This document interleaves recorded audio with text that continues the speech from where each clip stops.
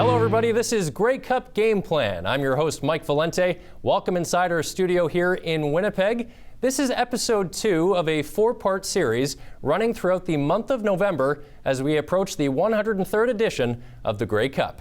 Over these next few weeks, we here at Shaw TV really want to capture what the sport of football offers to both people young and old. A ton of great features and local stories coming your way, but we want to talk some CFL too, of course. It's time to go across the West.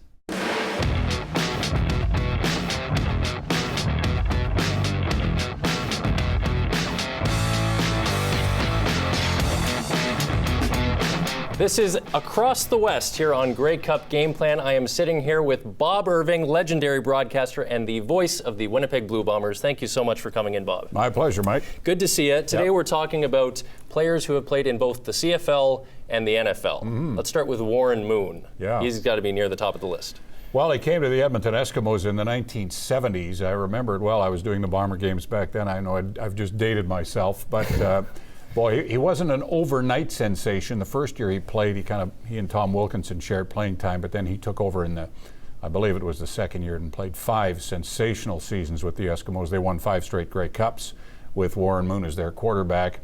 The only reason he was in Edmonton is because he wasn't quite tall enough. The NFL at that time you had to be 6'2" or 6'3" to play quarterback, and he was black.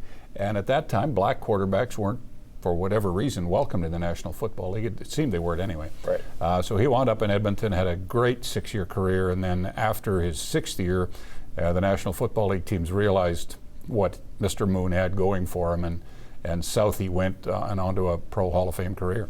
Is it true that in his early career he was often persuaded to try other positions, but he was pretty persistent that he wanted to be a QB through and through? Sure. He's one of those great athletes, so they said, well, maybe you could play receiver or something like that. But he was going to be a quarterback, and I think he was right to stick to his guns because it worked out pretty well for him. He was a terrific athlete, though. He threw the ball very well, strong arm. He could throw on the run like few quarterbacks I've seen. And he could take off and run if he had to, which he did many times. So, yeah, his time in the CFL was memorable. He made the Canadian Football Hall of Fame off just 6 seasons in the league, and that tells you, I think, how good he was. Right. Let's pause for a moment. Let's go across the West right now to Calgary, where Alana Nolan is standing by. Well, thanks very much, Mike. We're here at McMahon Stadium. I'm with the voice of the Calgary Stampeders, Mark Stephen. And Mark, we're talking about CFL players making the jump to the NFL. That hasn't happened very often, but when it does happen, it's something special. Well, yeah, and there's 2 really key examples here that did it. Doug Flutie, of course, in the early 90s, had a long, distinguished CFL career, won 3 most valuable players with the Stampeders, including being the starting quarterback for their 92 Grey Cup win. After he left the Stampeders, went to Toronto, and then had several years in the National Football League. And the guy that basically followed him up was Jeff Garcia, and Jeff was the Grey Cup winning quarterback in 1998, then moved on and quarterback the San Francisco 49ers, among many other teams. So it was nice to see those players take their talents from McMahon Stadium and also display them in the National Football League. That's right. And of course, another player who used to play at McMahon Stadium, Brett Jones, now in the NFL. We'll see what he does in his rookie season. Guys, back to you. Thank you very much to Mark and Alana in Calgary. So, Bob, they mentioned Doug Flutie and Jeff Garcia. Right. Memories of them? Well, Doug Flutie, of course, started his pro career in the USFL, and then he played a little bit in the NFL, but he didn't feel he was getting a real shot there and wound up signing north with the BC Lions before he moved over to Calgary. The knock on him was he was too small to play down south. He was a scrambler and all that good stuff, but man, he was sensational in Calgary and then in Toronto, and that earned him a chance to go back and play in the National Football League, where he had success. He went and played in Buffalo and a few other teams, and played very well. And I know he was very satisfied at the end of his career that he proved once and for all that he could succeed in the National Football League. I'm often asked who's the best player I've ever seen in the CFL. I don't go back to Jackie Parker's day because a lot of the old timers would say it was Jackie Parker, but Doug Flutie's the best player that I've ever seen in the Canadian Football League. And Warren Moon was close. Warren Moon didn't play as long as Flutie up here, and so I give Flutie the edge in terms of being the best player that I've ever seen. Jeff Garcia, similar to Flutie, he was too short. He didn't have a strong enough arm. He was a scrambler. He just didn't fit the NFL mode, but he had some great years in Calgary. went to the San Francisco 49ers, had a long career down there. I think he threw for 25,000 yards. He made 4 Pro Bowl teams.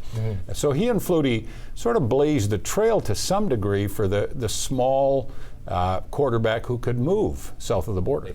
Joe Theismann is another name we can mention, another quarterback drafted by the Miami Dolphins in 1971. But I guess contract negotiations went a little sour there, so he began his football career in Toronto. Came to the CFL with the Argonauts, and the salary discrepancy back then wasn't what it is now. Salaries in the National Football League weren't then what they are now. So Theismann came up to Toronto, had a handful of really, really good years, and then went back down south and helped the Washington Redskins win a Super Bowl.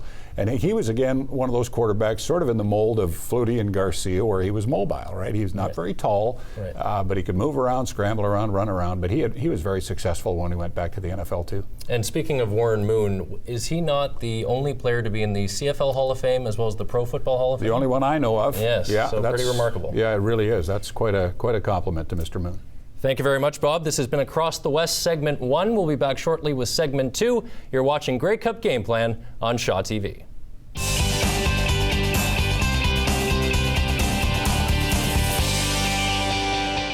Dave Cutler.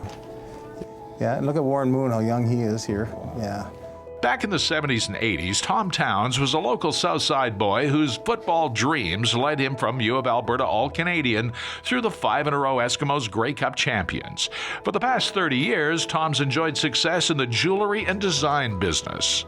I excelled in art all the time, and eventually now I design. Yeah. I took some design courses, and I know the function has to meet the form. And I have some great goldsmiths working for me now, and we manufacture. So this, right in here, becomes the bridge that holds this, because gold is very malleable, and we work a lot with gold. Okay, so this is just an idea. We work from Alberta stone. This is amylite, 195 million years old. You asked me prior, before we were on record, if I had any injuries. I haven't had a lot of physical injuries. You know, I've got a few things that demonstrate that I play football. But it's not painful. You know, that's well, that's a good thing. Well, look at all these Grey Cup rings. Yeah, well, so this one isn't great, but this one here, this is the largest one. And these are the 5 in a row. That's the 5 in a row. This is the one in 75. 75 under Ray Yawk. And then we had a couple of years where 76 didn't make it. 77 is that infamous Staples game. And then we had the 5 in a row for 78 to 82. Of course, with 6 Grey Cup rings, Tom Towns is among rare and special company. This is right after the shower of after one of our Grey Cup. I think with Bill Manchuk here. Yeah. Nice stash.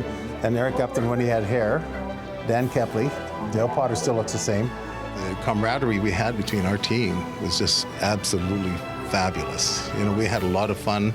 On and off the field, and even in practices. It's how you play the game. You know, we had a good team, and you had to have a special disposition to actually make the team under Hugh Campbell.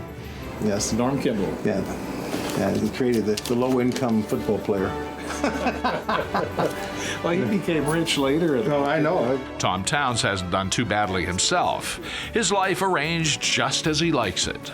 Besides tennis, you know, and I do play golf once in a while, a lot of these charitable things, and but I like to travel. I like the heat, but anywhere that has some palm trees, I'm going. Ownership of the Irving Klein Jewelry Company allows it.